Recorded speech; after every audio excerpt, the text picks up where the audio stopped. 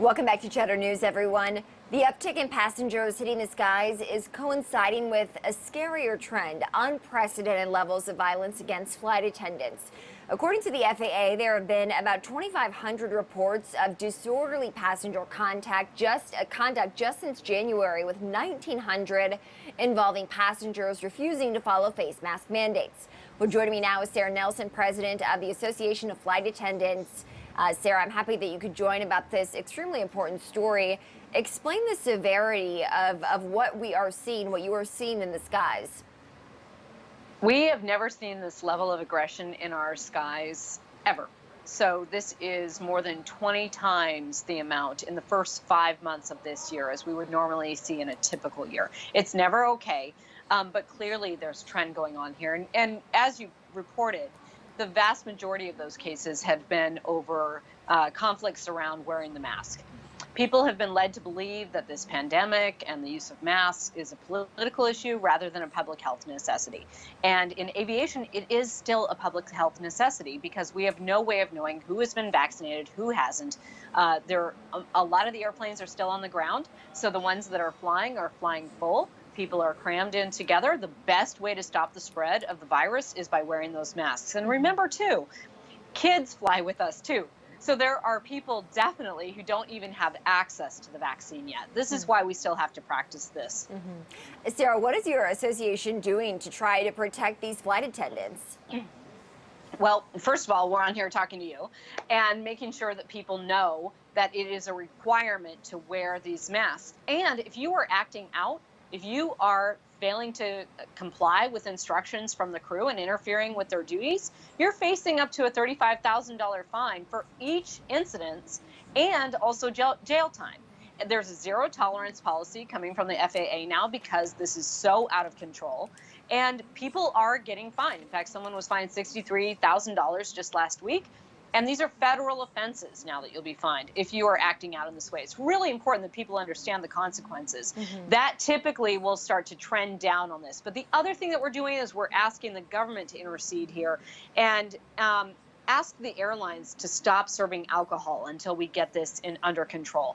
That also is a major contributor to these incidents. And when you have people coming on who are already set up in an aggressive tone, you don't need to add alcohol to that situation. Okay, very interesting. I do want to talk about the federal offense that you mentioned, and I do think that means, Sara, if you decide to act out, if you decide to be aggressive and unruly, and in cases, obviously, assault a flight attendant, I do believe that there will be officers awaiting your landing that will be taking you basically off of that plane and out of the airport right as you land. Isn't that the case? That is absolutely the case. And just like we can't walk away on our airplanes when something is going on, we're trapped in that confined space along with everyone else on board. You're also in that confined space if you do act out, and they know exactly where to find you. So, you know, everyone on board is experiencing the disruption when people act out in this way. We need everyone to understand, calm down. You have to put on a seatbelt. You have to take your shoes off, sometimes your belt off at security. You have to put your tray table up. There's all kinds of instructions that we give you throughout the course of aviation that are in place to keep people safe. This is just one more thing in this space so that we can all travel safely.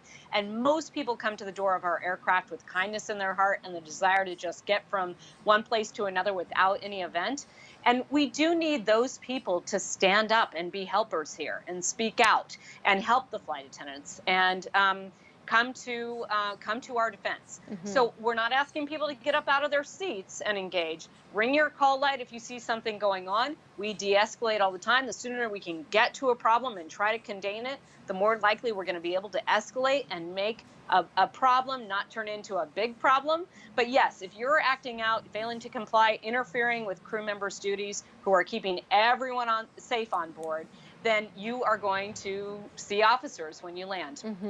I do want to talk about the alcohol ban as well. Obviously, there must be some data that does show us, as you referenced there, that alcohol has made, in some cases, these situations worse or even propelled them to happen in the first place. Do you anticipate that alcohol will be banned, will be a blanket ban on flights in the future? There was a period of time just after January 6th that alcohol was banned for selling it in the airports and on the planes. And so it has happened in the past, and we need to look at that right now. Until we can get back to a place where people are behaving rationally and everyone is calming down a little bit, we should not have those alcohol sales in the airports or on the planes. And the government is helping to assist with the payroll of these airlines right now, keeping us in our jobs. But while we have that government relief, this is the time that we should be putting in place policies that are the absolute best for safety. We have the ability to do it because we have that financial support right now. And so we're asking for the government to help give that instruction to the airlines so that this is not a competitive issue. This is a safety issue. Expected to be a very busy weekend, long holiday weekend in terms of travel and the pickup that we are anticipating at these airports. Sara, what would you say to flyers, customers who are going to board these planes who also might be worried about their own safety? Yes, well, that's exactly right. And so as we're reporting out on this, we're also very aware that if people think that this is what's going on airplanes all the time, that you may be facing brawls on your flight, it's possible that people are deciding to drive instead of fly. And that also is a threat to my job as well as my safety. So we need to be really clear to all passengers that we are there to keep you safe, that I'm here on this program because we're helping people understand what the program is when you go fly. TSA said just the other day, when you go to pack your bag, take everything out of it so you don't accidentally put something in that's a prohibited item and slows everything down for everyone. That's a great tip. Make sure that you are mindful of the instructions in the airport because things are a little bit different than the last time you flew.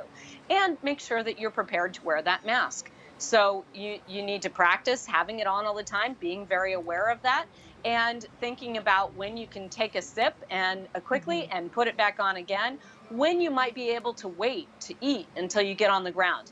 All of those things, if you can mentally prepare for this time period where we all need to be helping each other out to keep each other safe, we're going to have a much better experience. And I will tell you, look for the helpers, look for the people who want to be safe, and they're the vast majority of people out there, and try to lift up that supportive spirit that we're all in this together rather than just pointing out the problems, but isolating the problems and letting them know that nobody wants them on board. Yeah. I do think that's a good reminder, right? To kind of find your allies. Obviously, we are all in this together.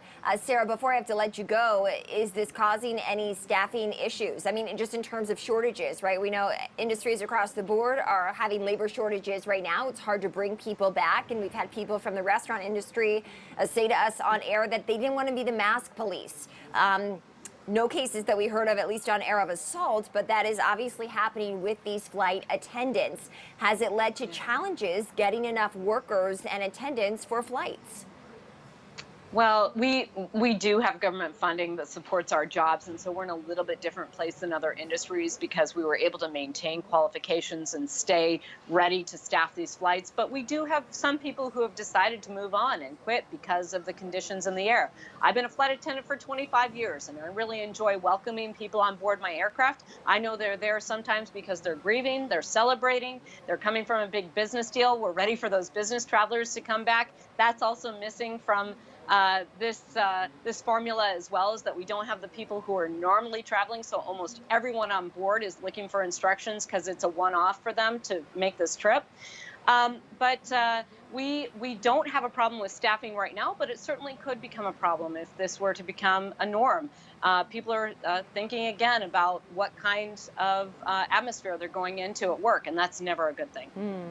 Well, Sara, we are thinking of you. We are thinking of all the flight attendants out there ahead of this busy holiday weekend, and pack your patience. I think some good advice to travelers here. That's Sara Nelson, president of the Association of Flight Attendants.